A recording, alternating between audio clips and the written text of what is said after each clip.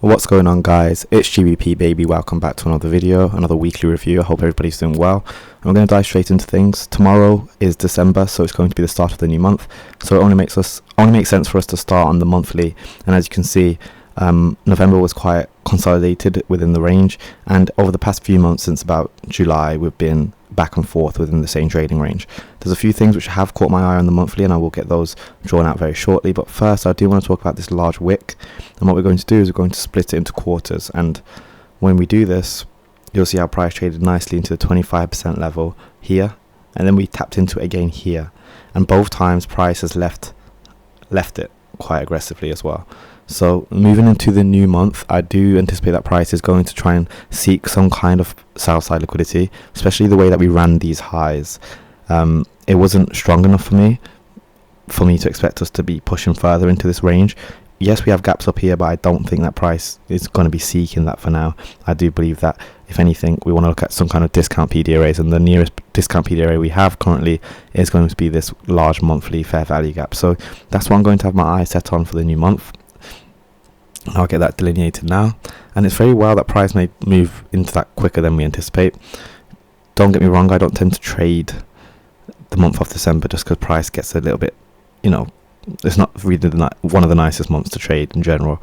But generally speaking, I'm looking at this fair value gap, and then the range that we've created on the back of this wick. I don't really want to see price trade back up into it, and as we drop down to the lower time frame, I'll be able to go into more detail as to why. So firstly, you can see that we've ran out stops, some significant stops right here, as in weekly highs, and I'll grey that out for us. And you can see that we've had quite a large week pulling right back into the range which we created and diving into this bullish order block. Now, because we didn't get a reaction off the bullish order block, it suggests that it's either quite weak, and if anything, we should potentially anticipate that price is going to want to run through it. So what that means now is that I'm looking at the lows and the open here. So this low and this open of price, this is where I'm expecting price to want to draw to in the new week. So I'm going to get that delineated in another color. And I'm not going to mark it as liquidity, but this is the level which I want to see price move to in the new week. And more specifically, I'm looking at this range. And as we drop down to the lower time frame, we'll be able to look at more. But generally speaking, I'm looking at last week's low. But let's go to the daily. And you can see the kind of price action we've had. Like I said, we've ran stops, we've broken away from stops, and we've had significant displacement in that we've had 1, 2, 3, 4, 5, 6 days of pure downwards price action. So price is obviously in a rush to try and get somewhere. The way that we're wicking up and leaving, I'm looking at this range, for example, between this low and this high, and as far as I'm concerned, price shouldn't need to trade any higher moving into the new week on the daily. As far as I'm concerned, this is the highest that I want to see price trade next week, and then other than that, I'm looking for this blue level to get traded to on the downside. So with that taken into account, let's drop down to the 4 hour, and as you can see on the 4 hour, you can where that level is, we have a nice bullish order block, these 3 up close candles. I'll get that delineated.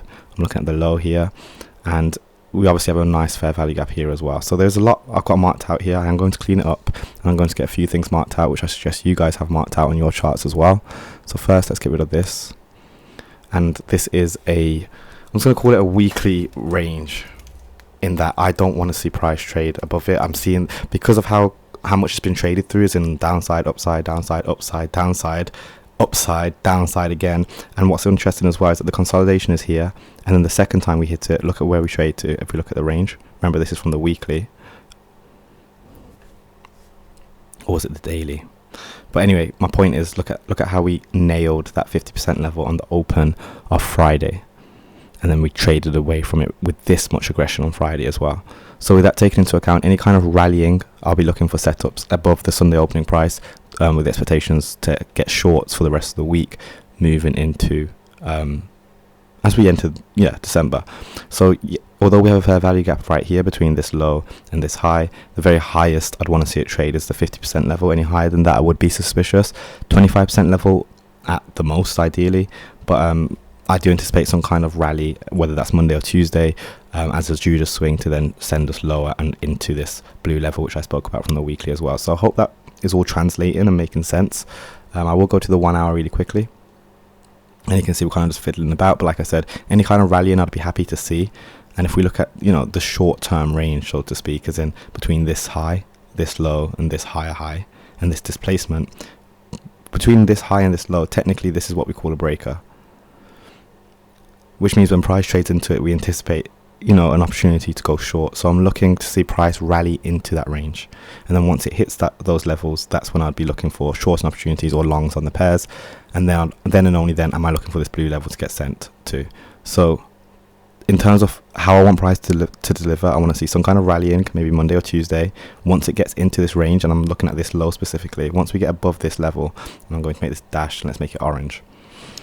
Once we get above there, I'd want to see price start to weaken, and then I'd want to be looking for shorts above there on dollar, longs on the pairs to trade on lower, and start looking to trade towards this blue level.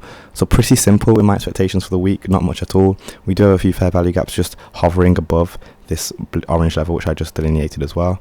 Obviously between this low and this high, there's a nice fair value gap there and a bearish order block.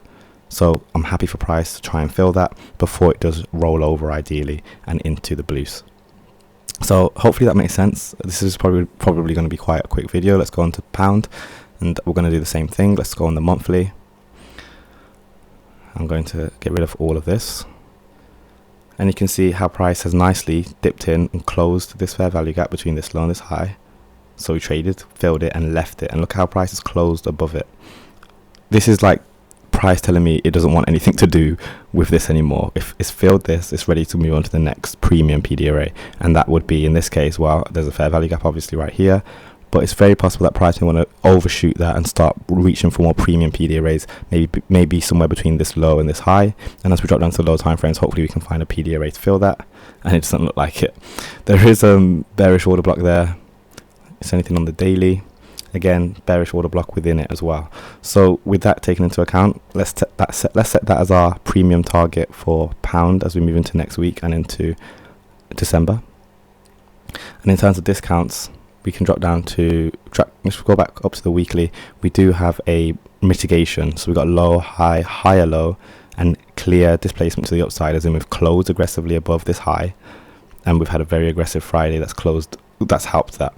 So with this high right here, again, similarly to dollar, if price dips below it, which I do believe it will, once it's below there, that's where I'll be looking for my setups to go long, with the expectation that we are going to try and attempt to hit this bearish order block from the daily. So you can see how I have an idea of how I want the week to play out.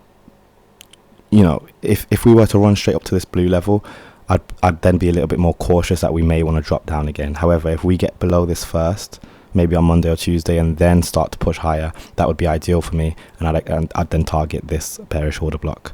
And you can see there's a whole fair value gap here as well in general, so we might as well get that marked out as to where we want to see price draw to. So let's go to the 4 hour.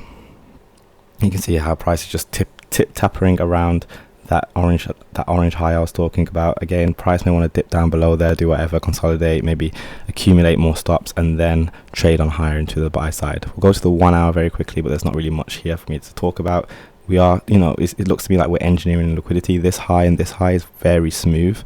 So if that gets left and we get to say Monday or Tuesday or Wednesday, and we're below that Sunday opening price, that should be easy low-hanging fruit for us to target as buy side and go long on to run through, first of all, these highs, assuming we don't take it out tomorrow, and then, like I said, into that premium fair value gap, which is also translated right down to the hourly, where we have a fair value gap as well. So this is where I'm looking for pound to be drawing to as we move into the new week and into December.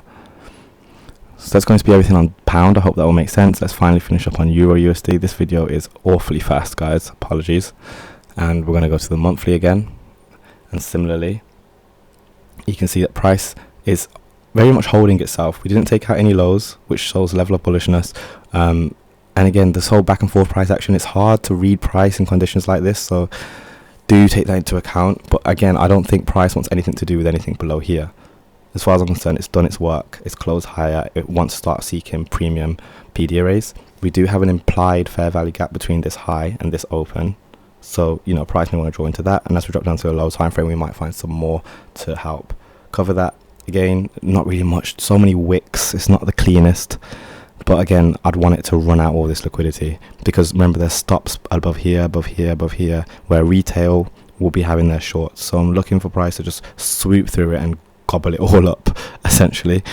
Let's go to the daily, and similarly, buy side above here, buy side above here, and this was a fair value gap. Well, an implied fair value gap. It's not a clear fair value gap because, well, there's no gap, but it's implied in that, you know, we've been delivering to downside constantly. Go to the 4 hour.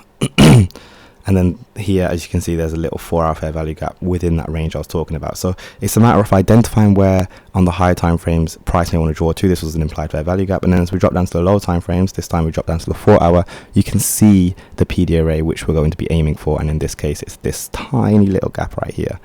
Now, don't get me wrong, price may not want to make it there this week.